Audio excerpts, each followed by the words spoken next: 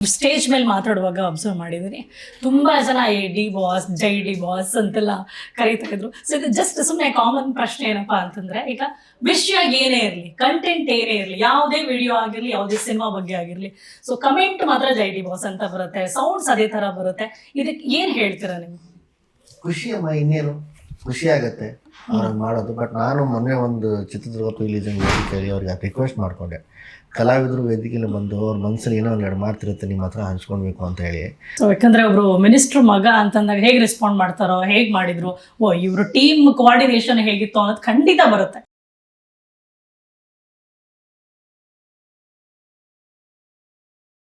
ಹೀರೋಗಳು ಕೈಗೆ ಸಿಗಲ್ಲ ಅಂತ ಹೇಳ್ತಾರೆ, ಬಿಸಿ ಆಗ್ಬಿಡ್ತಾರೆ, ಪ್ರಮೋಷನ್ಸ್ ಎಲ್ಲ. I mean in the sense hero heroines ಕೈಗೆ ಸಿಗಲ್ಲ, ಆರ್ಟಿಸ್ಟ್ಗಳು ಕೈಗೆ ಸಿಗಲ್ಲ. ಹೇಳ್ದಕ್ಕೆ ಕೈಗೆ ಸಿಗಲ್ಲ ಅನ್ನೋರು ಬೇರೆ ಕ್ಯಾಟಗರಿ, ಅವ್ರು ಮೊದ್ಲಿಂದ ಹಾಗೆ ಇರ್ತಾರೆ, ಸುಮ್ಮನೆ ಪ್ಲೇ ಮಾಡ್ತಿರ್ತಾರೆ, ಆಮೇಲೆ ರಿಲೀಸ್ ಆದ್ಮೇಲೆ ಕೈ ಕೊಟ್ಟು ಹೋಗ್ತಾ ಇರ್ತಾರೆ. ಓಕೆ, ಲೈಫ್ ಟೀಚರ್ಸ್ ಎವ್ರಿಥಿಂಗ್, ನಾವ್ಯಾರಿಗೂ ಏನು ಹೇಳ್ಕೊಡೋ ಅವಶ್ಯಕತೆ ಇಲ್ಲ, ಜೀವನ ಪಾಠ ಕಲಿಸುತ್ತೆ. ಒಂದು ನೀವು ಇಲ್ಲ ನಾನು ಸಿನಿಮಾಗಳು ನೋಡ್ತಾ ಇರ್ಲಿಲ್ಲ ಅಂತ ಹೇಳಿದಿರ, ಸಿನಿಮಾಗಳನ್ನ ನೋಡ್ತಾ ಇಲ್ಲ, ಬಟ್ ಇವತ್ತು ನಿಮ್ಮ ಸಿನಿಮಾ ನೋಡಕ್ಕೆ ಆಡಿಯನ್ಸ್ ಬರಬೇಕು. ಸೊ ಇದನ್ನ ಹೇಗೆ ಕನ್ವೆ ಮಾಡ್ತೀರಿ, ಹೇಗೆ ಹೇಳ್ತೀರಾ? ನಾನು ಸಿನಿಮಾಗಳು ನೋಡಲ್ಲ ಅಂತಂದ್ರೆ ನನಗೆ ಈ ಚಟ ಹೇಗೆ ಬಂದು ನನಗೆ ಅರ್ಥ ಆಗಲ್ಲ. ನೋಡಿದಾಗ ಇವ್ರ ಬಗ್ಗೆ ನಿಮ್ಗೆ ಮುಂಚೆನೆ ಗೊತ್ತಿತ್ತಾ? ಬರ್ತಾ ಇದ್ರು, ಎಷ್ಟರ ಕಡೆಯಿಂದ ನಾವು ಪರಿಚಯ ಇದ್ವಿ, ಆಮೇಲೆ ಸುಮಾರು ಪಾರ್ಟಿ ಫಂಕ್ಷನ್ಸ್ ಅಲ್ಲಿ ಸಿಗ್ತಾ ಇದ್ವಿ. ಅರೆ ಸಿನಿಮಾ ಮಾಡ್ತೀವಿ ಅನ್ನೋದೇನು ನಮ್ಮ ತಲೆಯಲ್ಲಿ ಇರ್ಲಿಲ್ಲ. ನಮ್ಮ ಕನ್ನಡದ ಸ್ಟಾರ್ಗಳು ನಮ್ಮ ಭಾಷೆಯಲ್ಲಿ ನಟಿಸಿ ಈಗ ಬೇರೆ ಲ್ಯಾಂಗ್ವೇಜ್ ಅಲ್ಲಿ ಹೋಗಿ ಆಕ್ಟ್ ಮಾಡಿದಂಥವ್ರು ದೊಡ್ಡ ಸೂಪರ್ ಸ್ಟಾರ್ಗಳಾಗಿದ್ದು ನೋಡಿದೀವಿ, ಅಥವಾ ಅವ್ರನ್ನ ಬೇರೆ ರೀತಿನೇ ನಾವು ನೋಡಿದೀವಿ. ಸೊ ಅಲ್ಲಿಗೆ ಹೇಗೆ ಅನ್ಸ್ಬಿಡುತ್ತೆ ಅಂದ್ರೆ, ಯಾಕೆ ಇಲ್ಲಿ ಆತರ ನಮ್ಮ ಹೀರೋ ಹೀರೋಯಿನ್ಸ್ ನ ತೋರಿಸಿಲ್ಲ, ಇಲ್ಲೇ ಮಾಡ್ಬೋದಿತ್ತಲ್ಲ, ಇಲ್ಲೇ ಅವ್ರನ್ನ ಆ ಪರ್ಫಾರ್ಮೆನ್ಸ್ ತೆಗಿಬೋದಿತ್ತಲ್ಲ ಅವರಿಂದ. ಬಿಕಾಸ್ ದೇ ಆರ್ ಕೇಪಬಲ್, ಅವ್ರಿಗೆ ಆ ಎಬಿಲಿಟಿ ಇರೋದ್ರಿಂದನೇ ಅಲ್ಲಿ ಪರ್ಫಾರ್ಮ್ ಮಾಡಿದ್ದಾರೆ. ಇಬ್ಬರು ಸೂಪರ್ ಸ್ಟಾರ್ಗಳು ಯಾರು? Heroine villain. ಅದೇ ಹೀರೋ ಅಂಡ್ ವಿಲನ್. ಯಶ್ ಅವರು ವಿಲನ್ ಆಗಿರ್ಬೇಕು ಎದುರುಗಡೆ, ಸುದೀಪ್ ಅವ್ರ ಹೀರೋ ಆಗಿರ್ಬೇಕು, ಇಲ್ಲ ದರ್ಶನ್ ಅವ್ರ ಹೀರೋ ಆಗಿರ್ಬೇಕು. ಆತರ ಅವಾಗ ಪೊಟೆನ್ಷಿಯಲ್, ಅವಾಗ ಜಿದ್ದಿ ಅದು ಬೇರೆ ರೇಂಜ್ಗೆ ಇರುತ್ತೆ. ಇಲ್ಲಿ ಜೈದ್ ಖಾನ್ ಅಂತಿದ್ದಂಗೆ ಟಕ್ ಅಂತ ಒಂದು ರಿಲೇಟ್ ಹೇಗ್ ಮಾಡ್ಕೋತಾ ಇದ್ರು ಅಂದ್ರೆ, ಅಲ್ಲಿ ಸಲ್ಮಾನ್ ಖಾನ್ ಇದ್ದಾರೆ, ಅಮೀರ್ ಖಾನ್ ಇದ್ದಾರೆ, ಶಾರುಖ್ ಖಾನ್ ಇದ್ದಾರೆ, ಅವರೆಲ್ಲ ಸೂಪರ್ ಸ್ಟಾರ್ಗಳು. ಸೊ ಇಲ್ಲಿ ಜೈದ್ ಖಾನ್ ಬರ್ತಿದ್ದಾರೆ, ಇವರೊಂದು ಲೆವೆಲ್ಗೆ ಒಂದು ಬಿಗ್ ಸ್ಟಾರ್ ಆಗೋ ಚಾನ್ಸಸ್ ಇದೆಯಾ? ಯಾಕೆ ಇವರು ಬಾಲಿವುಡ್ ಅಲ್ಲಿ ಟ್ರೈ ಮಾಡ್ಬೋದಿತ್ತಲ್ಲ? ಬಾಲಿವುಡ್ ಅಲ್ಲಿ ಹೋಗ್ಬೇಕು ಅಂತ ಹೇಳಿ ಇಲ್ಲ. ನಾನು ಹುಟ್ಟಿದ್ದಿಲ್ಲಿ, ಬೆಳೆದಿದ್ದಿಲ್ಲಿ, ತಿಂತದ್ದು ಇದೇ ಭೂಮಿದು, ಕೊನೆಗೆ ಸಾಯೋದು ಇದೆ, ಇಲ್ಲೇ ಮಾಡೋದು ನನ್ನನ್ನು. ಸೊ ನನಗೆ ನನ್ನ ಭಾಷೆನ ಬಿಟ್ಕೊಡೋಕೆ ನನಗೆ ಇಷ್ಟ ಇಲ್ಲ. ಸೊ ಯಾಕೆ ಯಾವ್ದು ಅದು ನಿಮ್ಗೆ ರೊಮ್ಯಾನ್ಸ್ ಅನ್ನೋದು ಈಸಿ ಆಗುತ್ತಾ, ಡ್ಯಾನ್ಸ್ ಕಷ್ಟ ಆಗುತ್ತಾ, ಹೇಗೆ? ಎಲ್ಲನೂ ಕಷ್ಟ ನನಗೆ. ಓಕೆ, ಯಾಕೆ ಎಲ್ಲ ಕಷ್ಟ? ಪ್ರಿಪರೇಷನ್ ಅಂತೂ ಸೂಪರ್ ಆಗಿದೆ ಅನ್ನೋದು ಸ್ಕ್ರೀನ್ ಮೇಲೆ ಕಾಣಿಸ್ತದೆ. ಅದೇ ಈಗ ರೊಮ್ಯಾನ್ಸ್ ಮಾಡೋದಾಗ ಕಷ್ಟ ಆಗುತ್ತೆ ನನಗೆ, ಸ್ವಲ್ಪ ಮುಜುಗರ ಜಾಸ್ತಿ ನನಗೆ.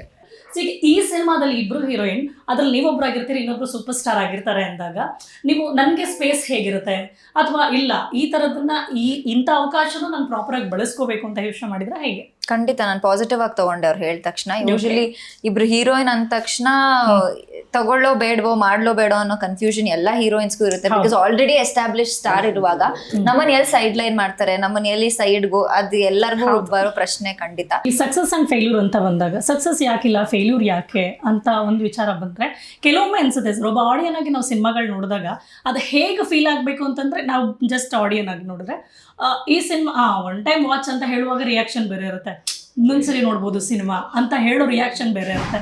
ಅಂದರೆ ನಮ್ಮನ್ನು ಎಷ್ಟು ಹಿಡಿದು ಕೂರಿಸಿತ್ತು ಥಿಯೇಟ್ರಲ್ಲಿ ಅನ್ನೋದು ಇಂಪಾರ್ಟೆಂಟ್ ಆಗುತ್ತೆ. ಹೊರಗಡೆ ಹೋಗ್ತಿದ್ದಂಗೆ ಸಿನಿಮಾ ನಮ್ಮನ್ನು ಅದು ಮತ್ತೆ ಕಾಡ್ತಾ ಇರಬೇಕು, ಡೈಲಾಗ್ಸ್ ಮೈಂಡಿಗೆ ಬರ್ತಿರ್ಬೇಕು, ಹಾಡು ಬರ್ತಾ ಇರಬೇಕು ಅಂದಾಗ ನೀವು ಈ ಸಕ್ಸಸ್ ಅಂದರೆ ಈ ಥರ ವಿಚಾರದಲ್ಲಿ ಏನು ಹೇಳ್ತೀರಿ? ಸಿನಿಮಾ ಹೇಗಿರಬೇಕು ಅಂದ್ರೆ? ಸಿನಿಮಾ ಹೀಗೆ ಇರಬೇಕು ಅಂತ ಏನಿಲ್ಲ. ಈಗ 100 ಜನ ರಿಜೆಕ್ಟ್ ಆಗಿದ್ದಾರೆ ನಿಮ್ಮನ್ನ ಪ್ರಪೋಸ್ ಮಾಡಿ, ನೆಕ್ಸ್ಟ್ ಪ್ರಪೋಸ್ ಮಾಡೋರು ಅಲ್ಲ, ನೀವು ಅದನ್ನ ಹೇಳಿರೋದು ಕೇಳ್ಪಟ್ಟಿದ್ದೀನಿ, ಅದಕ್ಕೆ ಪ್ರಶ್ನೆ. ಸೊ ಈಗ ನೆಕ್ಸ್ಟ್ ಪ್ರಪೋಸ್ ಮಾಡ್ಬೇಕಾಗಿರೋರು ಅವ್ರ ಕ್ವಾಲಿಟೀಸ್ ಹೇಗಿರ್ಬೇಕು? ನನಗೆ ಆ ಥರ ಏನು ಡಿಮಾಂಡ್ಸ್ ಅದಿಲ್ಲ, ತುಂಬಾ ನೋಡಿ ಸರ್, ಎಷ್ಟು ಜನ ಪ್ರಪೋಸ್ ಮಾಡಿದರೆ ಒಪ್ಕೊಂಡಿಲ್ಲ, ಆದ್ರೆ ನೆಕ್ಸ್ಟ್ ಪ್ರಪೋಸ್ ಮಾಡೋರು ಹೀಗೆ ಇರ್ಬೇಕು ಅಂತ ಇಲ್ಲ, ಇದು ಹೆಂಗೆ ಅಂತ? ಅಯ್ಯೋ, ನಾವು ಆಸೆ ಪಡೋದೆಲ್ಲ ಸಿಗ್ಬಿಡುತ್ತಮ್ಮ. ಅದು ಹೇಳಿ ನನಗೆ ಚಂದ ಹುಡುಗ ಬೇಕು, ಅವ್ನು ಏನೋ ಇಂಗ್ಲಿಷ್ ಚೆನ್ನಾಗಿ ಮಾತಾಡ್ಬೇಕು, ಎಜುಕೇಟೆಡ್ ಇರಬೇಕು, ದುಡ್ಡು ಇರ್ಬೇಕು, ಅದೆಲ್ಲ ನಿಮ್ಗಿದೆ. ಎಲ್ಲ ಲವ್, ಇನ್ನೊಂದು ಮತ್ತೊಂದು ಫೇಲ್ಯೂರ್ ಎಲ್ಲ ಸಿನಿಮಾದಲ್ಲೇ ಇದೆ. ಸೊ ಈಗ ಹೀರೋ ಅಂತ ಬಂದಾಗ ಸರ್, ಕೆಲವೊಮ್ಮೆ ಏನಾಗುತ್ತೆ ಪರ್ಟಿಕ್ಯುಲರ್ ಹೀರೋಗೆ ಒಂದಷ್ಟು ಜನ ಫ್ಯಾನ್ ಬೇಸ್ ಅಂತ ಇರುತ್ತೆ. ಸೊ ಇವ್ರನ್ನ ಇದೇ ಕಾರಣಕ್ಕೆ ಅಕ್ಸೆಪ್ಟ್ ಮಾಡೋದಕ್ಕೆ ಒಂದು ರೀಸನ್ ಇರುತ್ತೆ. ಇಲ್ಲ ಅದು ಅವ್ರಿಗೂ ಇಲ್ಲ ನನಗೂ ಇಲ್ಲ ಅದು ಪರ್ಟಿಕ್ಯುಲರ್ ಬರೀ ಡೈರೆಕ್ಟರ್ ಆಗಿ ಬನಾರಸ್ ನಾನು ನೋಡಿದಾಗ ಇವ್ರು ಒಳ್ಳೆ ಕಲಾವಿದ, ಇವ್ರದ್ದು ಇನ್ನೂ ಬೇರೆ ಬೇರೆ ವಿಷಯಗಳಿದೆ ಇವರಲ್ಲಿ. ಆಮೇಲೆ ಏನ್ ಕೊಟ್ರು ಅದನ್ನ ನಿಭಾಯಿಸುವಂತ ಪೊಟೆನ್ಶಿಯಲ್ ಇರೋಂತ ಕಲಾವಿದ ಅನ್ನೋದು ನನಗೆ. ಹಾಯ್ ಹಲೋ ನಮಸ್ಕಾರ, ವೆಲ್ಕಮ್ ಟು TV19 ಕನ್ನಡ. ನಾನು ಪವಿತ್ರ. 2026 ಹೊಸ ವರ್ಷಕ್ಕೆ blockbuster hit, super duper hit ಕೊಡೋದಕ್ಕೆ ಎಂಟ್ರಿ ಆಗ್ತಾ ಇರೋ ಸಿನಿಮಾ ಕಲ್ಟ್ ಬ್ಲಡಿ ಲವ್ ಅಂತ ಹೇಳ್ತಾ ಬರ್ತಾ ಇದ್ದಾರೆ. ಸೊ ಸಿನಿಮಾದ ಟೀಮ್ ಜೊತೆ ಜಾಯ್ನ್ ಆಗಿದ್ದಾರೆ, ಅವ್ರನ್ನ ವೆಲ್ಕಮ್ ಮಾಡ್ಕೊಳ್ಳೋಣ, ಹಾಗೆ ಸಿನಿಮಾದ ಬಗ್ಗೆ ಮಾತನಾಡ್ತಾ ಹೋಗೋಣ. ಸೊ ಮೊದಲಿಗೆ ಸಿನಿಮಾದ ನಾಯಕ ಸ್ಟೈಲಿಶ್ ಸ್ಟಾರ್ ನಮ್ ಜೊತೆ ಇದ್ದಾರೆ. ನಮಸ್ತೆ, welcome to my show Zaid Khan ಅವರಿಗೆ. ಹಾಗೆ ಸಿನಿಮಾದ ಹೀರೋಯಿನ್ ಅಂತೂ ನಮ್ಮನೆ ಮಗಳು ಒಂದು ಮುದ್ದಾದ ಹುಡುಗಿ ಅಂತ ಎಲ್ಲರೂ ಹೇಳುವಂತ ಮಲೈಕಾ ಅವ್ರು ನಮ್ ಜೊತೆ ಇದ್ದಾರೆ. ನಮಸ್ತೆ, welcome to my show. Thank you so much. ಹಾಗೆ ಈ ಡೈರೆಕ್ಟರ್ ಅಂತೂ ನನಗೆ ಈಸ್ ಅ ಮಲ್ಟಿ ಟ್ಯಾಲೆಂಟೆಡ್ ಅಂತ ಅನ್ಸುತ್ತೆ. ನೀವು ಅವ್ರ ಬಗ್ಗೆ ತಿಳ್ಕೊಂಡಿದ್ರೆ ನೀವು ಅದನ್ನ ಖಂಡಿತ ಅಕ್ಸೆಪ್ಟ್ ಮಾಡ್ತೀರಿ. So multi talented Anil Kumar sir ನಮ್ ಜೊತೆ ಇದ್ದಾರೆ, ಡೈರೆಕ್ಟರ್. ನಮಸ್ತೆ ಸರ್, ಹೇಗಿದ್ದೀರಾ ಸರ್? ಸೂಪರ್. ನೀವ್ ಹೇಗಿದ್ದೀರಾ? ನೀವ್ ಎನರ್ಜಿ ಅಂತೂ ಸಕ್ಕತ್ತಾಗಿದೆ ನಿಮ್ದು, ಯಾಕಂದ್ರೆ ಯಾರಿಗೂ ಹೇಳ್ಬೇಕಾಗಿಲ್ಲ. ಸೊ ಇಡೀ ಸೋಷಿಯಲ್ ಮೀಡಿಯಾದಲ್ಲೇ ನೀವು ಫುಲ್ ಧೂಳೆಬ್ಬಿಸ್ತಾ ಇದೀರಿ. ಸೊ ಹೇಗ ಅನಿಸ್ತಾ ಇದೆ? ಮೊದಲಿಗೆ ತುಂಬಾ ಖುಷಿ ಆಗ್ತಿದೆ. ಏನಕ್ಕಂದ್ರೆ ಎಕ್ಸ್ಪೆಕ್ಟೇಷನ್ ಇತ್ತು, ಬಟ್ ಇದು ಸ್ವಲ್ಪ ಓವರ್ ಜಾಸ್ತಿ ಆಗೋಯ್ತು, ಎಕ್ಸ್ಪೆಕ್ಟೇಷನ್ಸ್ ಇಂದ ಮೀರಿ. ಓಕೆ, ತುಂಬಾ ಖುಷಿ ಆಗ್ತಾ ಇದೆ. ಎಸ್, ನಿಮ್ಗೆ ಹೇಗೆ ಅನಿಸ್ತದೆ? ತುಂಬಾ ಖುಷಿ ಫುಲ್ ಆಗ್ತಿದೆ. ಜರ್ನಿಯಲ್ಲಿ ಇದ್ದೀರಾ, ಎನರ್ಜಿ ಹಂಗೆ ಕ್ಯಾರಿ ಆಗ್ತಾ ಇದೆ. ಆಕ್ಚುಲಿ ನೋಡಿದಾಗ ಅನ್ಸುತ್ತೆ ಇದು ಹಿಂಗಪ್ಪ ದಿನ ಮಾಡ್ತಾ ಇದ್ರೆ ಒಂದಿನ ಹೋಗಿ ಬಂದ್ರೇನೆ ಸುಸ್ತಾಗತ್ತೆ, ಬಟ್ ನೀವಂತೂ ಸಾಕಾಗಿದೆ ಎನರ್ಜಿ. ಹೇಳಿ. ತುಂಬಾ ಚೆನ್ನಾಗಿದೆ. ಅಂದ್ರೆ ಜನ ರಿಯಾಕ್ಷನ್ಸ್, ನಾವು ವಯೋಶಿವನೆ ಸಾಂಗ್ ಯೂಟ್ಯೂಬ್ ಅಲ್ಲಿ ವ್ಯೂಸ್ ನೋಡ್ತೀವಿ ಅಥವಾ ಕಮೆಂಟ್ಸ್ ಓದ್ತೀವಿ, ಅಷ್ಟಕ್ಕೆ ಸೀಮಿತ ಆಗಿರುತ್ತೆ. ಆಡಿಯನ್ಸ್ ಹತ್ರ ಅವ್ರ ಅಭಿಪ್ರಾಯ ಕೇಳಿದಾಗ, ಅವ್ರ ಕ್ರೇಸ್ ಕೇಳಿದಾಗ ತುಂಬಾ ಖುಷಿ ಆಗುತ್ತೆ. ಲಾಸ್ಟ್ ಒಟ್ಟೊಟ್ಟಿಗೆ ಹಿಟ್ ಕೊಟ್ಟು ಇವಾಗ ಮತ್ತೊಂದು ಹಿಟ್ ಕೊಡಕ್ ಬರ್ತಾ ಇದೀರಿ. ಹೇಗ ಅನಿಸ್ತಾ ಇದೆ ಸರ್ ಈ ವರ್ಷಕ್ಕೆ? ಇಲ್ಲ, ತುಂಬಾ ಖುಷಿ ಆಗ್ತಿದೆ ಪವಿತ್ರ. ಯಾಕೆ ಅಂದ್ರೆ ನೀವ್ ಹೇಳಿದ್ರು ಧೂಳೆ ಬರ್ಸಿದಿರ, ಯಾಕಂದ್ರೆ ಅಷ್ಟು ಎನರ್ಜಿ ಬೇಕೇ ಬೇಕು. ಆಮೇಲೆ ಆ ತರ ಎನರ್ಜಿ ಇರುವಂತ ಕಲಾವಿದ್ರು ನನಗ್ ಬೇಕು ಒಬ್ಬ ಡೈರೆಕ್ಟರ್ಗೆ. ಯಾವಾಗ್ಲೂ ಅದು ನಾನು ಎಕ್ಸ್ಪೆಕ್ಟ್ ಮಾಡೋದು. ಆ ಎನರ್ಜಿ ಇದೆ, ಆ ಪೊಟೆನ್ಶಿಯಲ್ ಇದೆ. ನುಗ್ತಿದ್ರೆ ಹಗಲು ರಾತ್ರಿ ನೋಡಿ ಎಷ್ಟು ಕಲರ್ ಡಲ್ ಆಗಿದ್ದಾರೆ ಪಾಪ ನಮ್ಮ ಹೀರೋ. ಎಲ್ಲಾದ್ರೂ ಇಷ್ಟು ಕಲರ್ ಕಾಣಿಸ್ತಾ ಇದಾರಲ್ಲ, ಅಂದ್ರೆ ಇನ್ನೆಷ್ಟು ಕಲರ್ ಇದ್ರು ಹಂಗಿದ್ರೆ. ಇಲ್ಲ ಅದು ಅಂದ್ರೆ ಅಷ್ಟು ಹಗಲು ರಾತ್ರಿ ಸುತ್ತುತ್ತಿದ್ದಾರೆ, ಊರು ಸುತ್ತುತ್ತಿದ್ದಾರೆ, ಕೆಲಸ ಮಾಡ್ತಿದ್ದಾರೆ. ಅದು ನನಗೆ ಖುಷಿ ಆಗುತ್ತೆ. ಯಾಕಂದ್ರೆ ನಾವು ಒಂದು ಸಿನಿಮಾ ಕೆಲಸ ಮಾಡಿರೋದು ಇವತ್ತಿನ ಜನರೇಷನ್ ಅಷ್ಟು ಪಬ್ಲಿಸಿಟಿ ಮಾಡಿದ್ರೆ ಜನನ ಹೇಳ್ಕೊಂಡ್ ಬರಕ್ಕಾಗದು.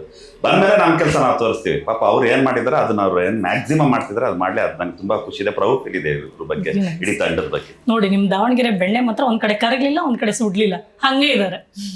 ಅವ್ರ ಲೇಡೀಸ್ ಗೊತ್ತಲ್ಲ, ಏನೋ ಒಂದು ಹಾಕೊಂಡಿರ್ತೀರ ಏನೋ ಸನ್ಸ್ಕ್ರೀನು ಅದು ಇದು.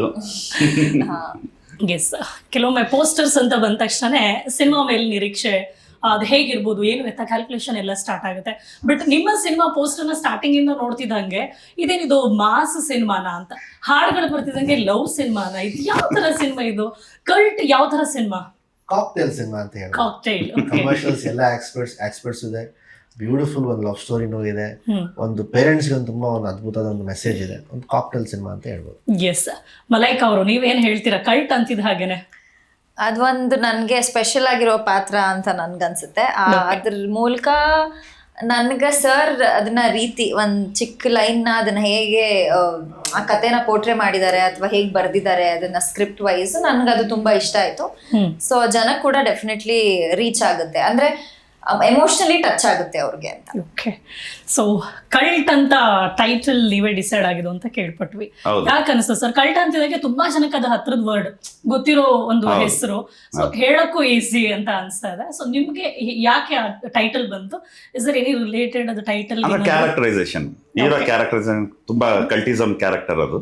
ಹಾಗೆ screen play visually non linear screen play ಇದು. ಸೊ ಹಾಗಾಗಿ ಎಲ್ಲಾ ವಿಷಯದಲ್ಲೂ ಕಲ್ಟ್ ಇತ್ತು. ಏನ್ ಜನ ಎಲ್ಲರೂ ಸಿನಿಮಾ ನೋಡು ಕಲ್ಟ್, ನಮ್ಮ ಬಾಸು ಕಲ್ಟ್ ಸಿನಿಮಾ ಅಂತಾರ, ಅದು ರಿಯಲ್ ಕಲ್ಟ್ ಈ ಸಿನಿಮಾ ನೋಡ್ತಾರೆ. ಇದು ಕಲ್ಟ್ ಸಿನಿಮಾ, ಇದು ರಿಯಲ್ ಕಲ್ಟ್ ಅಂತ ಹೇಳ್ತಾರೆ.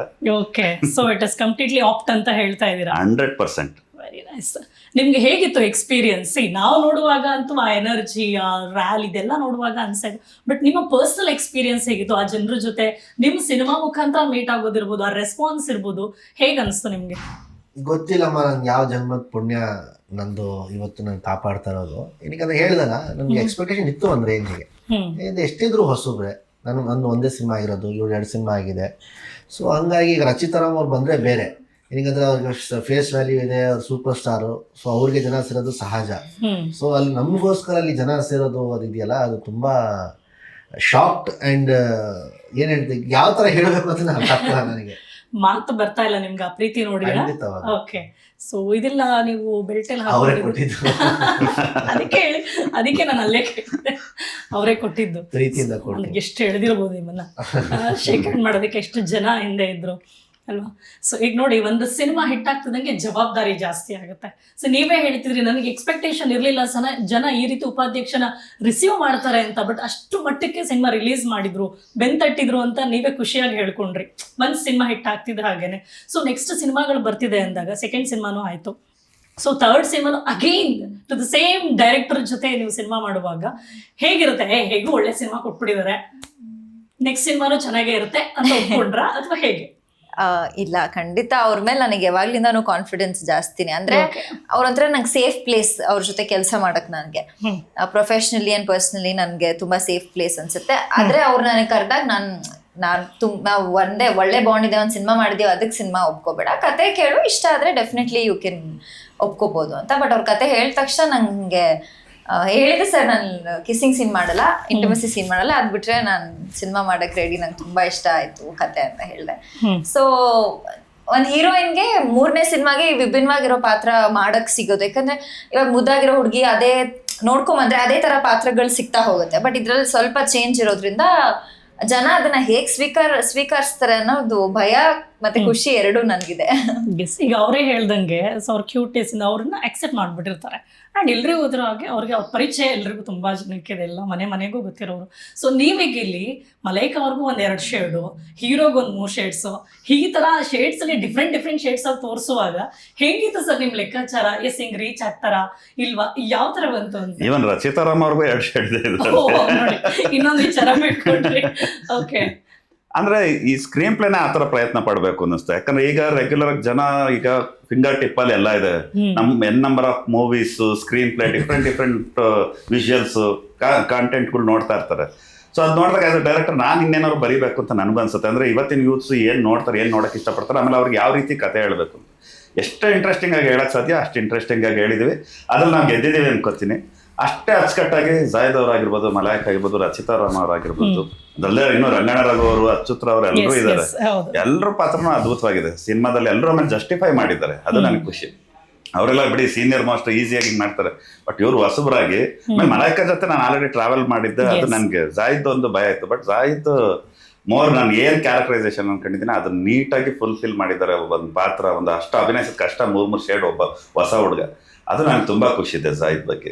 ಸರ್ ಆ 3 ಶೇಡ್ಸ್ ನಾವು ನೋಡಿಲ್ಲ ಅಂದ್ರೂ ಒಂದು ಮಾತು ಡೆಫಿನೆಟ್ ಆಗಿ ಹೇಳಬೇಕು, ಟೀಸರ್ ನೋಡಿದ್ರೇ ಅನ್ಸುತ್ತೆ ನೀವು ಬರೋ ಸೀನಲ್ಲಿ ಕಾಣಿಸ್ಕೊಳ್ಳೋ ಪ್ರತಿ ಸೀನಲ್ಲೂ ಯು ಡಿಡ್ ಇಟ್ 100% ಅಂತ.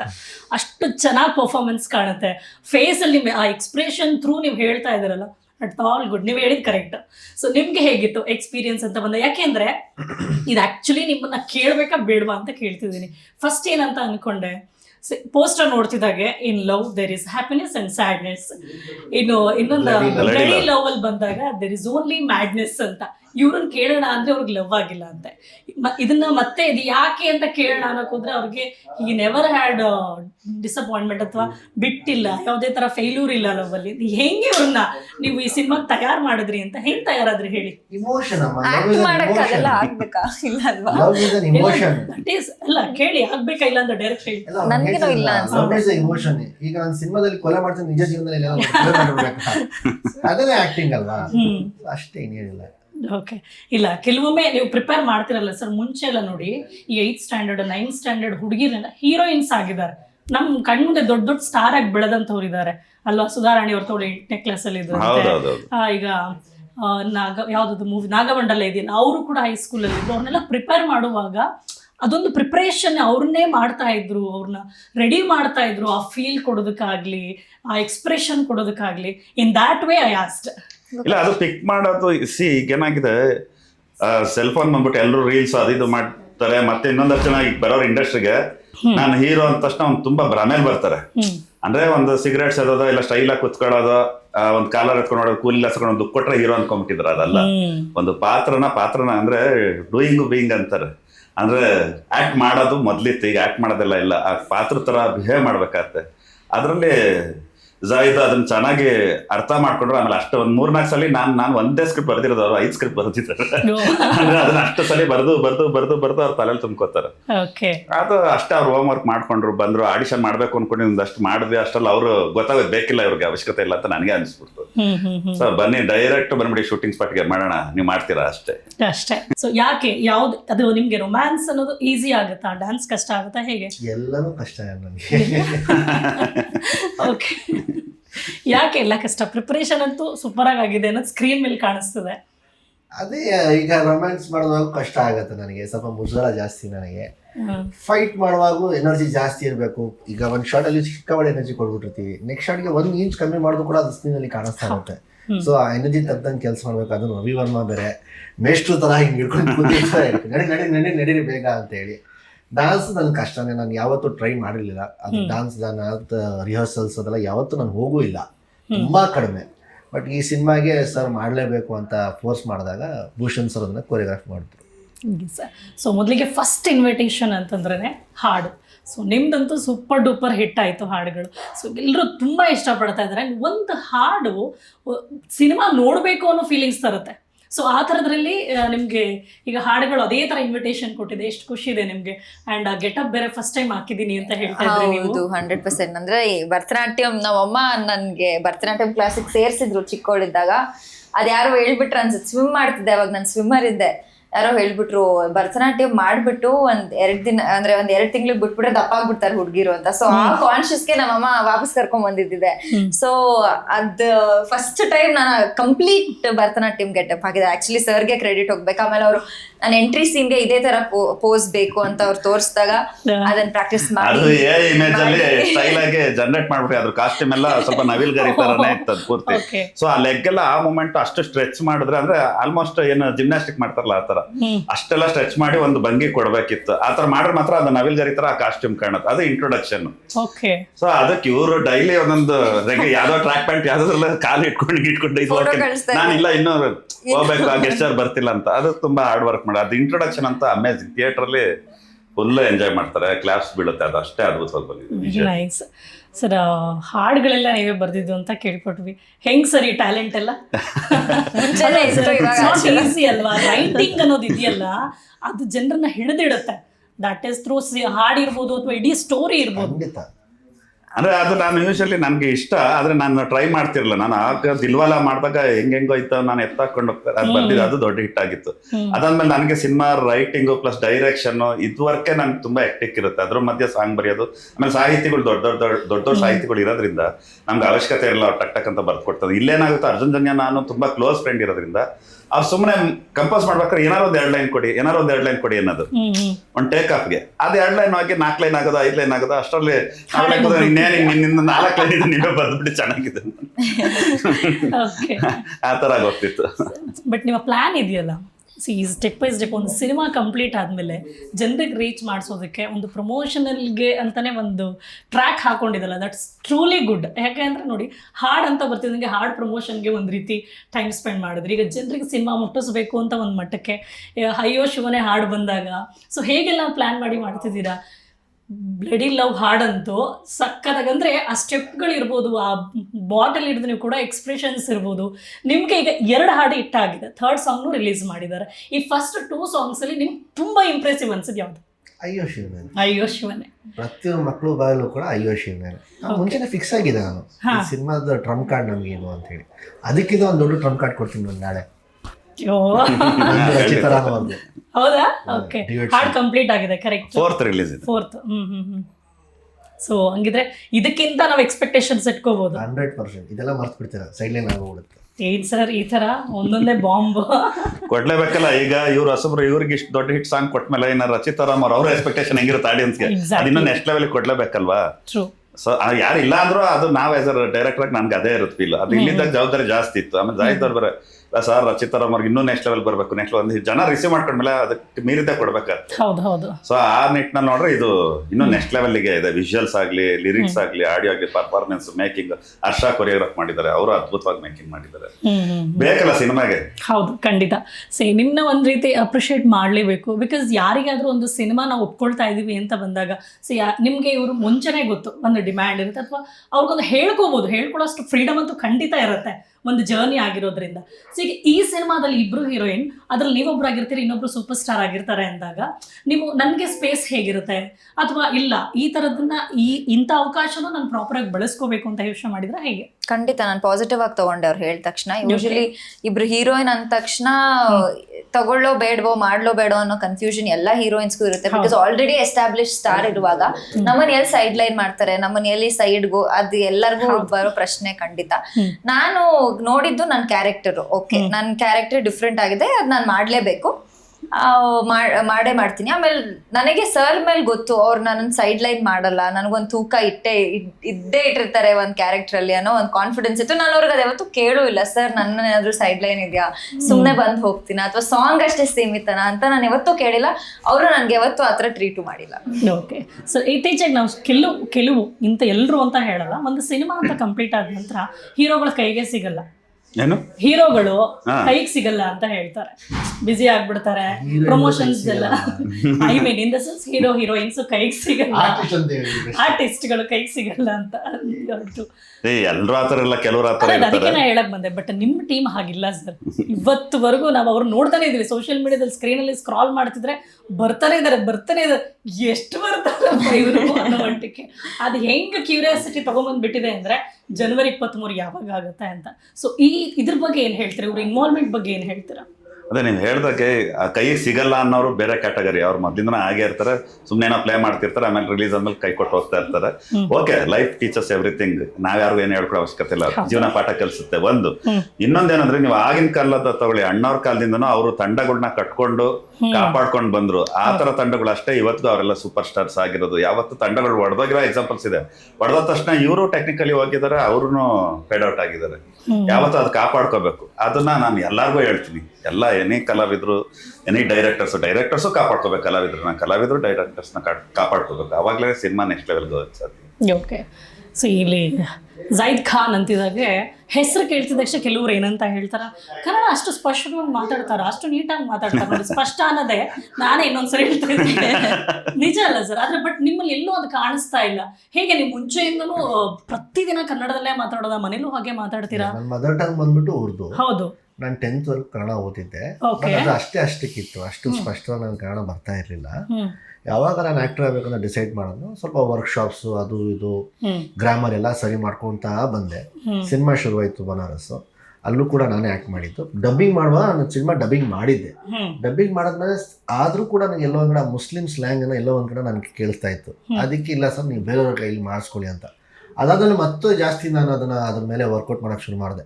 ಇಲ್ಲ, ನನ್ನ ಲ್ಯಾಂಗ್ವೇಜ್ ನಾನು ತುಂಬ ಚೆನ್ನಾಗಿ ಸ್ಪಷ್ಟತೆ ನಾನು ತೊಗೊಂಬರಲೇಬೇಕು, ಪ್ರೊನೌನ್ಸಿಯೇಷನ್ಸ್ ಅಂತ ಹೇಳಿ ವರ್ಕೌಟ್ ಮಾಡಿ ಮಾಡಿ ಮಾಡಿ ಮಾಡಿ ಮಾಡಿ ಇವಾಗ ಈ ಸಿನಿಮಾಗೂ ಡಬ್ಬಿಂಗ್ ನಾನೇ ಮಾಡಿದ್ದೀನಿ. ಅನ್ಬಿಲಿಯಬಲ್. ನೀವು ನೋಡ್ಬಿಟ್ರೆ ಸಿನಿಮಾ ಯಾಕಂದ್ರೆ 3 ಶೇಡ್ ಅಲ್ಲ, 3 ಏಜ್ ಇದೆ, 3 ವಾಯ್ಸನ್ನು ಅವರೇ ಮಾಡಿದ್ದಾರೆ.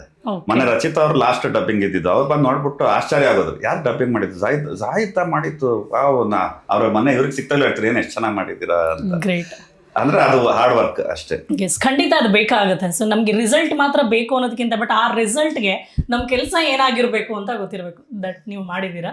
ಸೊ ನೀವು ಹೇಳಿ, ಈಗ ಎಕ್ಸ್ಪೆಕ್ಟೇಷನ್ಸ್ ಅನ್ನೋದು ನಿಜವಾಗ್ಲೂ ಎಲ್ರಿಗೂ ಇದ್ದೇ ಇರುತ್ತೆ. ಸಿನಿಮಾಗಳು ಬರ್ತಾ ಇದೆ, ಎಷ್ಟೋ ಸಿನಿಮಾ ಬಂದಿದ್ದು ಗೊತ್ತಿರಲ್ಲ, ಹೋಗಿದ್ದು ಗೊತ್ತಿರಲ್ಲ, ಬಟ್ ಕೆಲವೊಂದು ಸಿನಿಮಾಗಳು ಉಳ್ಕೊಡುತ್ತೆ.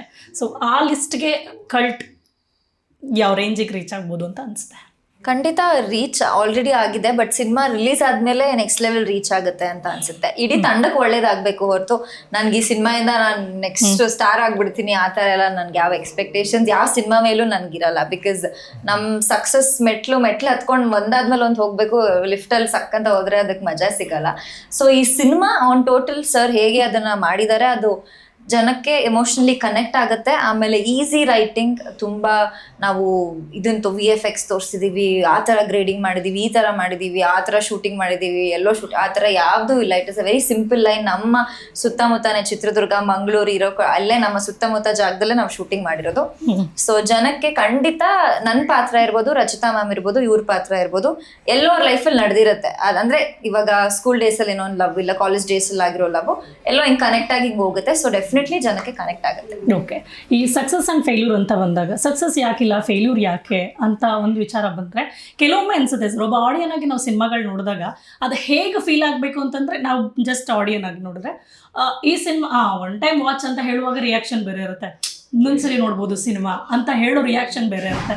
ಅಂದರೆ ನಮ್ಮನ್ನು ಎಷ್ಟು ಹಿಡಿದು ಕೂರಿಸಿತ್ತು ಥಿಯೇಟ್ರಲ್ಲಿ ಅನ್ನೋದು ಇಂಪಾರ್ಟೆಂಟ್ ಆಗುತ್ತೆ. ಹೊರಗಡೆ ಹೋಗ್ತಿದ್ದಂಗೆ ಸಿನಿಮಾ ನಮ್ಮನ್ನು ಅದು ಮತ್ತೆ ಕಾಡ್ತಾ ಇರಬೇಕು, ಡೈಲಾಗ್ಸ್ ಮೈಂಡಿಗೆ ಬರ್ತಿರ್ಬೇಕು, ಹಾಡು ಬರ್ತಾ ಇರಬೇಕು ಅಂದಾಗ ನೀವು ಈ ಸಕ್ಸಸ್ ಅಂದರೆ ಈ ಥರ ವಿಚಾರದಲ್ಲಿ ಏನು ಹೇಳ್ತೀರಿ? ಸಿನಿಮಾ ಹೇಗಿರಬೇಕು ಅಂದ್ರೆ ಸಿನಿಮಾ ಹೀಗೆ ಇರಬೇಕು ಅಂತ ಏನಿಲ್ಲ. ಸಿನಿಮಾಗೆ ಫಾರ್ಮೆಟ್, ಯಾಕಂದ್ರೆ thriller cinema edge of the seat ಕೂರಿಸ್ಬೇಕು, ಅವ್ರು ಎಷ್ಟು ಇಂಟ್ರೆಸ್ಟಿಂಗ್ ಆಗಿ ಇಂಟೆನ್ಸಿವ್ ಆಗಿ ಮಾಡಿದ್ದಾರೆ ಅನ್ನೋದ್ರ ಮೇಲೆ ಹೋಗುತ್ತೆ. ಇನ್ನ ಲಾರ್ಜರ್ ದಾನ್ ಸ್ಕೇಲ್ ಸಿನಿಮಾಗಳು ಹೋದಾಗ ಅವರು ಕಂಟೆಂಟ್ ರೆಗ್ಯುಲರ್ ಜೀವನದಲ್ಲಿ ನಡೆಯುತ್ತಾ ಇಲ್ವೋ, ಆದ್ರೆ ವಿಜುವಲಿ ಅವ್ರು ನೆಕ್ಸ್ಟ್ ಲೆವೆಲ್ಗೆ ಮಾಡಿರ್ತಾರೆ ಸಿನಿಮಾ, ಅದ್ರಲ್ಲೇನೋ ಇಂಟ್ರೆಸ್ಟಿಂಗ್ ಆಗಿ ಕೂರಿಸ್ತಾರೆ. ಇದೇನು ಅಂದ್ರೆ ಈಗ ಒಂದು ಮುಂಗಾರು ಮಳೆ ನೋಡ್ತೀರಾ, ಎಮೋಷನಲಿ ಫೀಲ್ ಆಗ್ತೀರಾ, ಒಂದು ಚೆಲುವಿನ ಚಿತ್ರ ನೋಡ್ತೀರಾ, ಎಮೋಷನಲಿ ಫೀಲ್ ಆಗ್ತೀರಾ. ಅಂದ್ರೆ ಆತರ ಸಿನಿಮಾ ಅಂತ ಹೇಳ್ತಾ ಇಲ್ಲ. ಪಾತ್ರ ಅಂದ್ರೆ ಅವಾಗ ನೋಡಿದ್ರೆ ಗಣೇಶ್ ಅವ್ರನ್ನ ಏನ್ ಎಲ್ಲಾ ಹುಡುಗಿರು ಮನೆಯವ್ರ ಫ್ಯಾಮಿಲಿ, ಅಂದ್ರೆ ಫ್ಯಾಮಿಲಿ ಈ ತರ ಮಗ ಬೇಕು ಅನ್ನೋರು, ನನ್ಗೆ ಈ ತರ ಬಾಯ್ ಫ್ರೆಂಡ್ ಬೇಕು ಅನ್ನೋರು, ಆತರ. ಅದರಲ್ಲಿ ಈ ಸಿನಿಮಾದಲ್ಲಿ ಜಾಹಿದ್ ಅವ್ರ ಪಾತ್ರ ಆಗಿರ್ಬೋದು, ಅಬ್ಬಾ ಈ ತರ ಹುಡುಗನ ಇವ್ರಿಗೆ ಸಿಕ್ಕಾಬಡೆ ಲವ್ ಮಾಡೋ ಇದು ಹುಡುಗಿರ್ ಕ್ರಶ್ ಸ್ಟಾರ್ಟ್ ಆಗೋತಿ ಸಿನಿಮಾ ಅಂದ್ಮೇಲೆ. ನ್ಯಾಷನಲ್ ಕ್ರಶ್ ಅಂತೆಲ್ಲ ಹೇಳ್ತಾರಲ್ಲ, ಆತರ Karnataka state crush next Zahid after this movie ಅಂದ್ರೆ 23rd. ಓಕೆ, ಸೊ ಹಿಂದೆಲ್ಲ ಸಿಕ್ಕಾಪಟ್ಟೆ ಜನ ನಿಮ್ಮನ್ನು ಪ್ರಪೋಸ್ ಮಾಡಿದ್ದಾರೆ, ನೀವಂತೂ ಯಾರಿಗೂ ಮಾಡಿಲ್ಲ ಅಂತ ಹೇಳಿದ್ದೀರಾ. ಸೊ ಈಗ ಪ್ರಪೋಸಲ್ ಸ್ಟಾರ್ಟ್ ಆದರೆ ಹೇಗಿರುತ್ತೆ ನಿಮ್ಮ ರಿಯಾಕ್ಷನ್ಸು? ನೋಡೋಣ, ಹೇಳಿ. ಡಿಪೆಂಡ್. ಅಲ್ಲ, ಸ್ವಲ್ಪ ಪ್ರಿಪೇರ್ ಆಗಲಿ. ಈಗ 100 ಜನ ರಿಜೆಕ್ಟ್ ಆಗಿದ್ದಾರೆ ನಿಮ್ಮನ್ನ ಪ್ರಪೋಸ್ ಮಾಡಿ.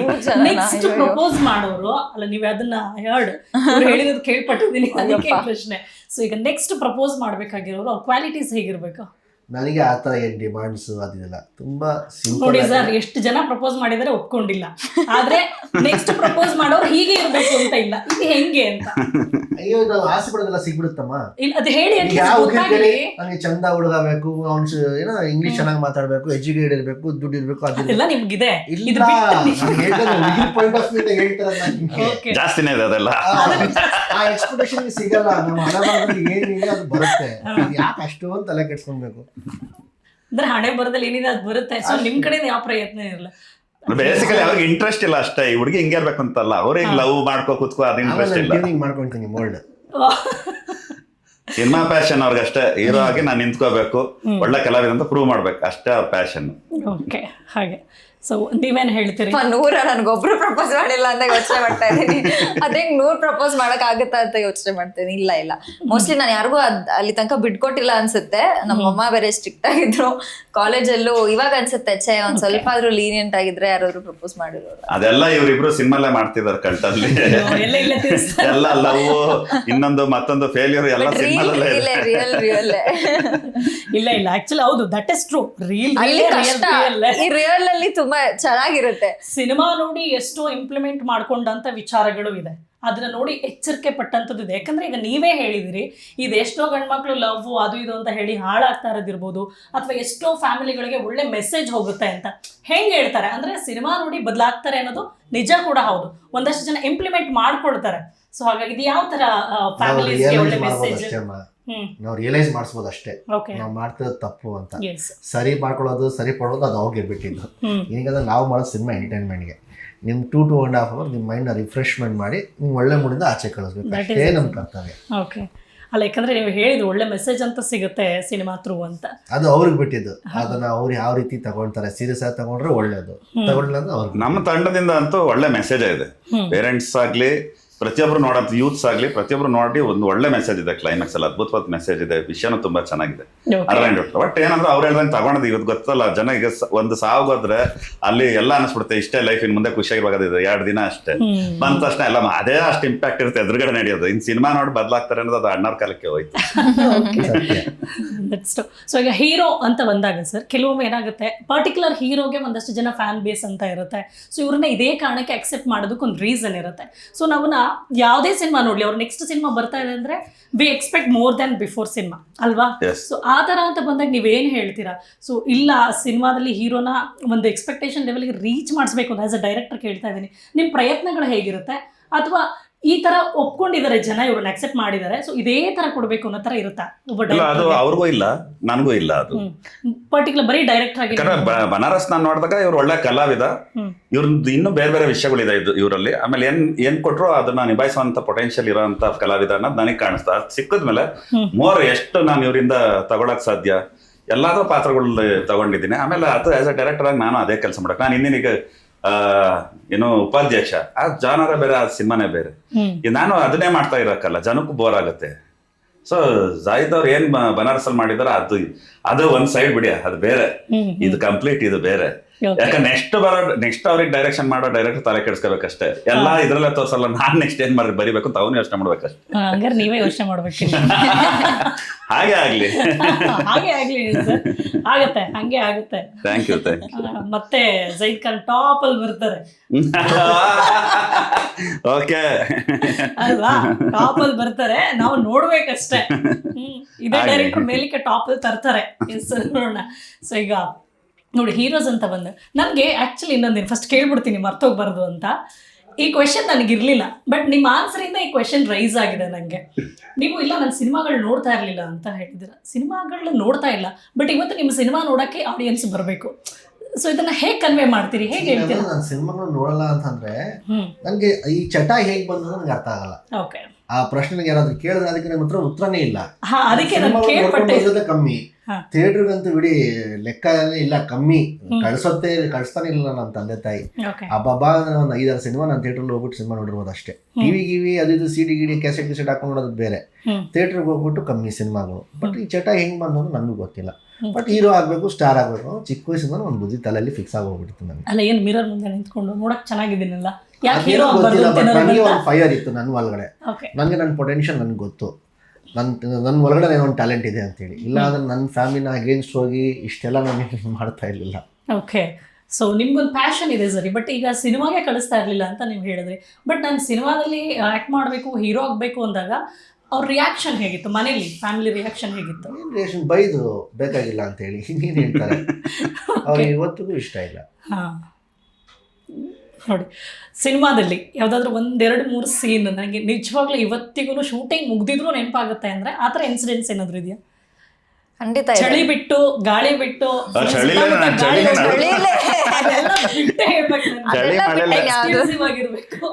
ಅಯ್ಯೋ ಅಯ್ಯೋ, ಚಳಿ ಹೆಂಗ್ ಬಿಡಕ್ಕಾಗತ್ತೆ, ಅದು ಆ ಕಷ್ಟನೇ ನೆಕ್ಸ್ಟ್ ಲೆವೆಲ್. ಚಳಿ ಇನ್ನೂ ಅನುಭವಿಸ್ತಾ ಇದ್ದಾರೆ ಈ ಟೈಮೇ ಅದು ಸ್ವಲ್ಪ ಇಂಟರ್ವೆಲ್ ಬ್ಲಾಕ್.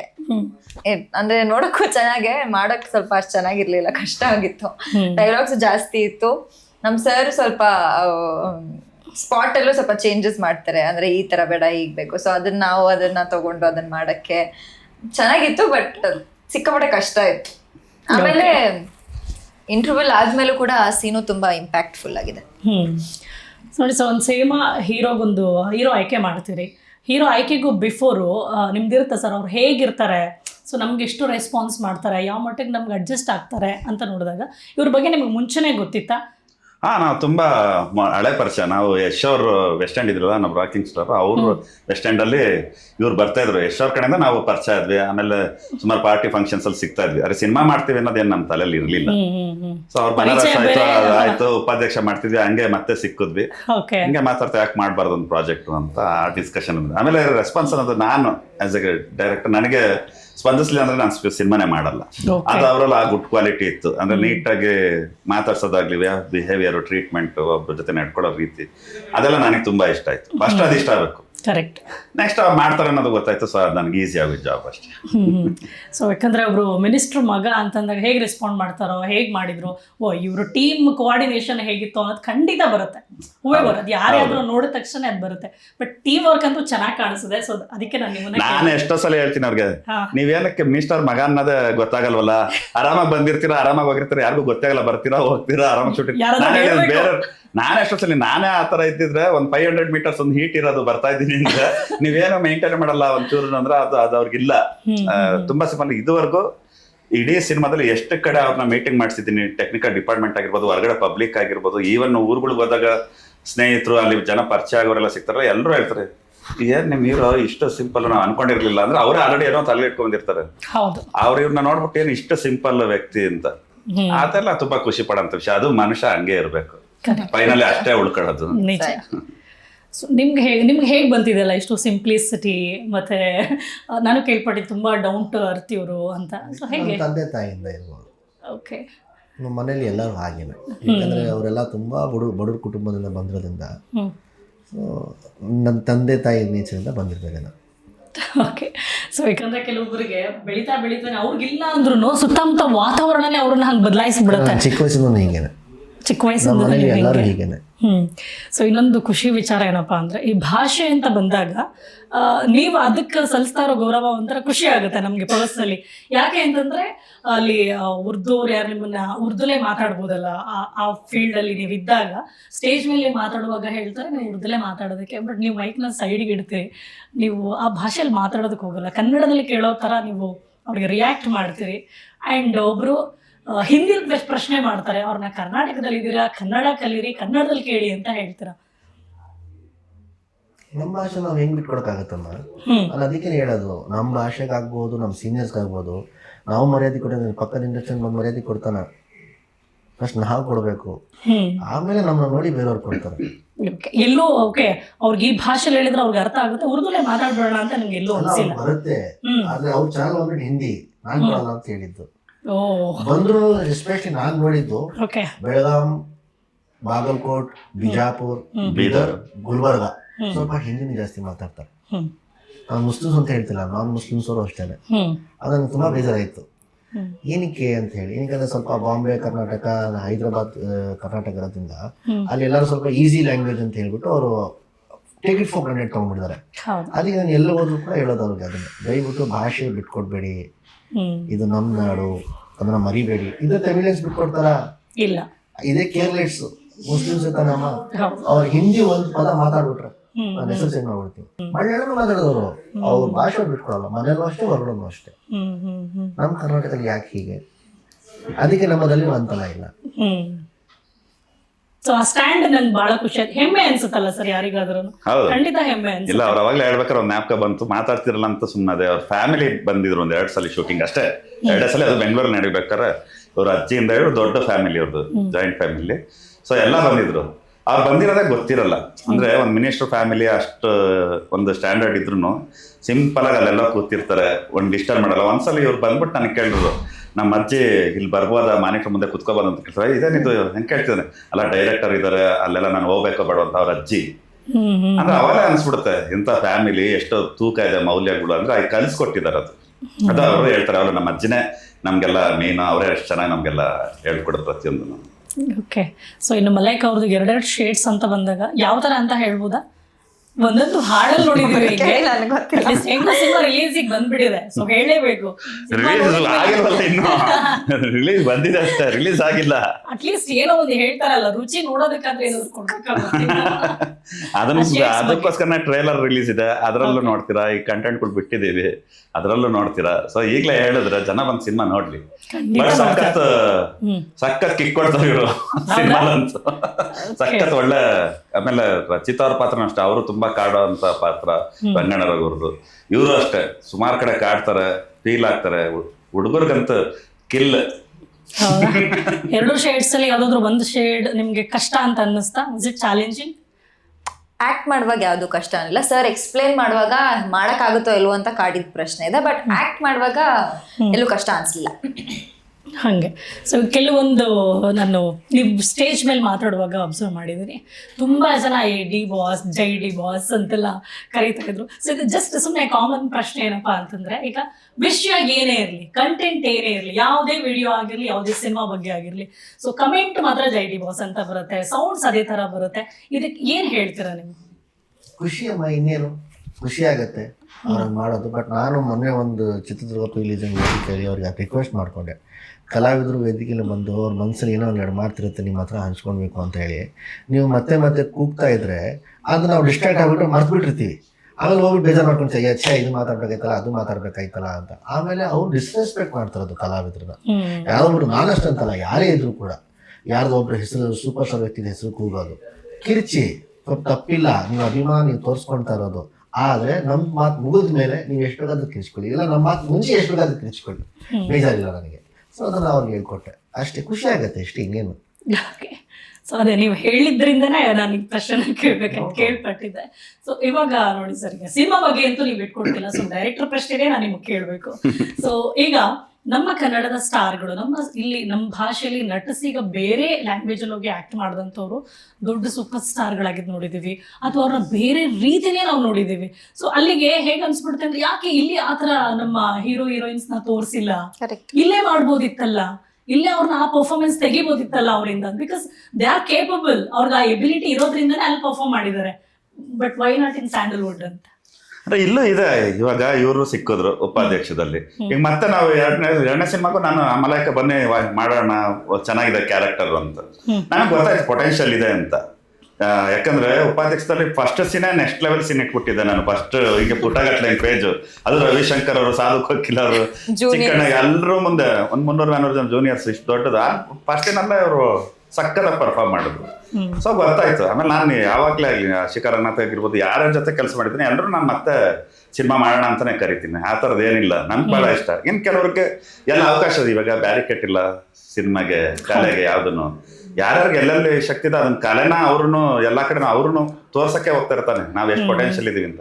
ಆಮೇಲೆ ಬೇರೆ ಭಾಷೆಯಲ್ಲಿ ಹೋಗಿ ಬೆಳೀತಿದ್ರು, ರೆಪ್ರೆಸೆಂಟ್ ಮಾಡೋದು ನಮ್ಮ ಕರ್ನಾಟಕದ ಹುಡುಗಿ ಕನ್ನಡದ ಹುಡುಗಿ ಅಂತ ತಾನೆ, ಅದು ಖುಷಿ ಸಿಗೋಂಥ ವಿಷಯ. ಈಗ ಒಂದ್ ಕಡೆ ಎಲ್ಲ ಹಿಂಗೆ ಓದ್ಬೇಕಾದ್ರೆ ಒಂದ್ ಹೇಳ್ತಾರೆ, what is the best invention ಅಂದ್ರೆ ಡೆತ್ ಅಂಡ್ ಬರ್ತ್ ಅಂತ.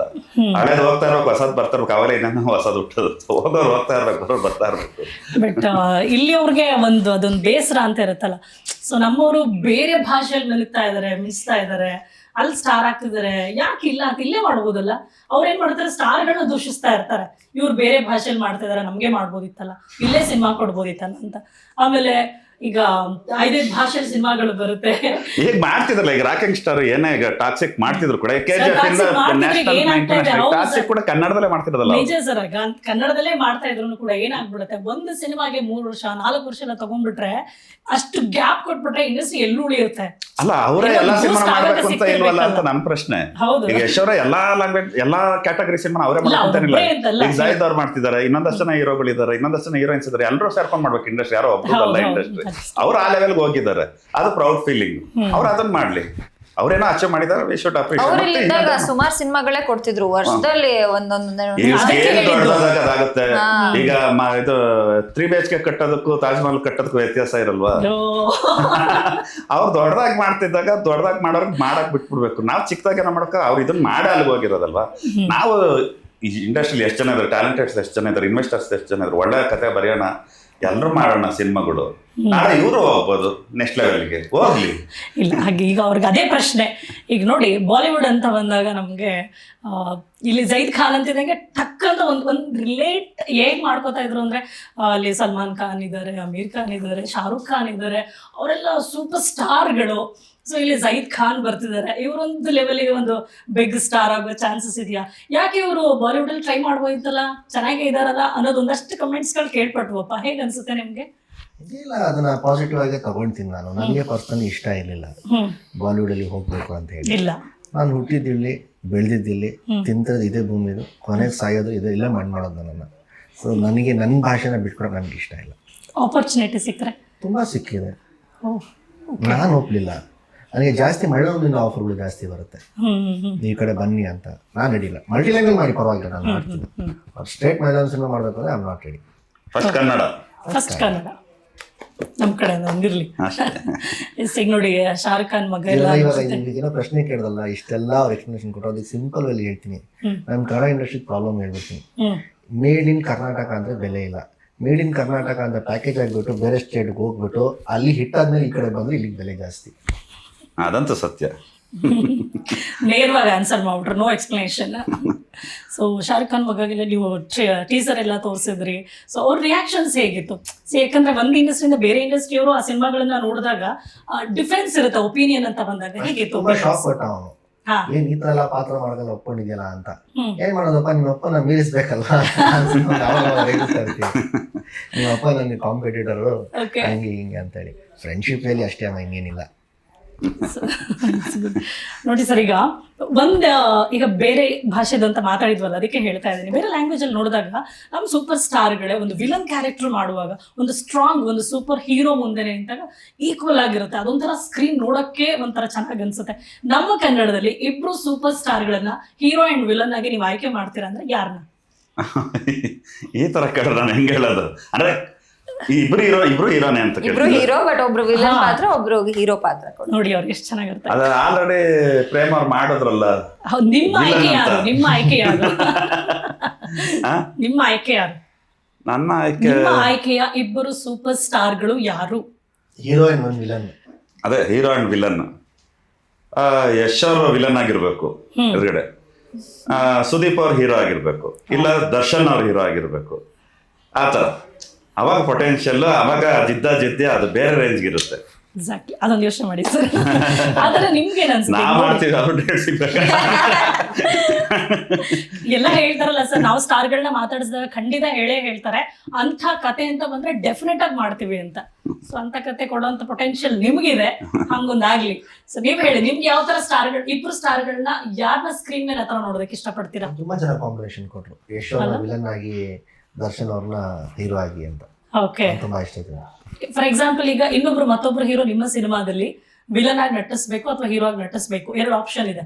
ಸೊ ಇನ್ನೊಬ್ರು ಹೀರೋ ಇದ್ದಾರೆ ನಿಮ್ಮ ಸಿನಿಮಾದಲ್ಲಿ, ನೀವು ಹೀರೋ ಆಯ್ಕೆ ಮಾಡ್ಕೊಳ್ತೀರಾ, ವಿಲನ್ ಆಯ್ಕೆ ಮಾಡ್ಕೊಳ್ತೀರಾ? ವಿಲನ್ ಆಯ್ಕೆ ಮಾಡ್ಕೊಡ್ತೀನಿ. ನನ್ನ ಸ್ಪೇಸ್ ನಾನು ನಿನಗೆ ಬಿಟ್ಕೊಡಿ. ವಿಲನ್ ಆಯ್ಕೆ ಮಾಡ್ಕೊಳ್ತೀರಾ ನೀವು? ಆಪೋಸಿಷನ್ ಇರ್ತಲ್ಲ ಗುದ್ದಾಡಕ್ಕೆ. ಅಲ್ಲಲ್ಲ, ನೀವು ವಿಲನ್ ಆಗಕ್ಕೆ ಇಷ್ಟಪಡ್ತೀರಾ ಹೌದು. this movie ಅಲ್ಲಿ? ಇಲ್ಲಪ್ಪ, ನಾನು villain ಇವ್ರು ಆಗಿಲ್ಲ. ಅದೇ ಹೇಳಿದ್ದಲ್ವಾ ಈಗ? ಇಲ್ಲ. Okay, okay. ಇನ್ನೊಂದು ಹೀರೋ ನಿಮ್ ಸಿನಿಮಾದ, ನೀವೊಂದು ಹೀರೋ, ಇನ್ನೊಂದು ಹೀರೋ ಯಾರಂತ ಹೇಳಿ, ವಿಲನ್ ಯಾರಂತ ಹೇಳಲ್ಲ. ಅವಾಗ ನಾನು Okay, hero okay. Villain release ಸಾಕು ನನ್ನ ಸಿನಿಮಾಗೆ ಅಂತ. ನೀವ್ ಹೀರೋ ಆಗೇ ಇರ್ತೀರಾ, ಸೊ ವಿಲನ್ ಪಾತ್ರಕ್ಕೆ ಇನ್ನೊಬ್ರು ಸ್ಟಾರ್ ಬರ್ಬೇಕು. ಸೊ ಓವರಾಲ್ ಆಕ್ಚುಲಿ ತುಂಬಾ ವಿಚಾರಗಳಿದೆ ಮಾತಾಡಕ್ಕೆ, ಟೈಮ್ ಅಂತೂ ಕಡಿಮೆ ಇದೆ. ಅಂಡ್ ಖುಷಿ ಆಯ್ತು ನಿಮ್ ಟೀಮ್ ಜೊತೆ ಮಾತಾಡಿ. ತುಂಬಾ ಇನ್ನೂ ವಿಷಯ ಇದೆ ಮಾತಾಡೋಣ, ಸಕ್ಸಸ್ ಮೀಟ್ ಅಲ್ಲಿ ಸಿಗೋ ತರ ಆಗ್ಲಿ. ಅಂಡ್ ಈ ವರ್ಷಕ್ಕೆ ನಿಜವಾಗ್ಲೂ ಇದೊಂದು ಬ್ಲಾಕ್ ಬಸ್ಟರ್ ಹಿಟ್ ಆಗ್ಲಿ ಸರ್, ಸೂಪರ್ ಹಿಟ್ ಆಗ್ಲಿ. Thank you so much and all the very best. Thank you so much. Yes, ನೋಡಿದ್ರಲ್ಲ, ಕಲ್ಟ್ ಸಿನಿಮಾ ಇದೇ ಜನವರಿ 23ನೇ ತಾರೀಕು ರಿಲೀಸ್ ಆಗ್ತಾ ಇದೆ. ಈಗಾಗಲೇ ಮಾತಾಡ್ದಂಗೆ ಒಳ್ಳೆ ಇನ್ವಿಟೇಷನ್ಸ್ ಅಂತೂ ನಿಮಗೆ ಸಿಕ್ಕಿದೆ. ಹಾಡುಗಳು ಕೇಳಿದಿರಾ, ಟೀಸರ್ ನೋಡಿದಿರಾ, ಇನ್ನೇನೋ ಟ್ರೈಲರ್ ಕೂಡ ಬರ್ತಾ ಇದೆ. ನಾಳೆ ಒಂದು ಒಳ್ಳೆ ಹಾಡ್ ರಿಲೀಸ್ ಆಗ್ತಾ ಇದೆ. 4th ಅಂತ ಹೇಳಿದ್ದಾರೆ, 4th ರಿಲೀಸ್ ಆಗ್ತಾ ಇರುವಂತದ್ದು. ನೋಡೋಣ ಅದು ಯಾವ ಮಟ್ಟಕ್ಕೆ ರೀಚ್ ಆಗುತ್ತೆ ಅಂತ. ಎಕ್ಸ್ಪೆಕ್ಟೇಷನ್ಸ್ ಮೀರುತ್ತೆ ಅಂತ ಹೇಳಿದ್ದಾರೆ. ಎಸ್, ಅದು ಹಾಗೆ ಇರ್ಲಿ, ಸಿನಿಮಾನು ಸೂಪರ್ ಡೂಪರ್ ಹಿಟ್ ಆಗ್ಲಿ. ಅಂಡ್ ಮೊದಲಿಗೆ ಇದು ನಮ್ಮ ಕನ್ನಡ ಸಿನಿಮಾ, ಹಾಗಾಗಿ ನಾವು ಕನ್ನಡದವರಾಗಿ ಥಿಯೇಟರ್ಗೆ ಹೋಗಿ ನೋಡೋಣ. ಯಾಕಂದ್ರೆ ಕನ್ನಡದವರಾಗಿ ಇದ್ಕೊಂಡು ನಾವು ದುಡ್ಡು ಕೊಟ್ಟು ಸಿನಿಮಾನ ನೋಡಿದ್ರೆ ನಮ್ಮ ಇಂಡಸ್ಟ್ರಿ ಉಳಿಯುತ್ತೆ, ಬೆಳೆಯುತ್ತೆ ಅಂತ ಹೇಳ್ತಾ ಥ್ಯಾಂಕ್ಸ್ ಫಾರ್ ವಾಚಿಂಗ್.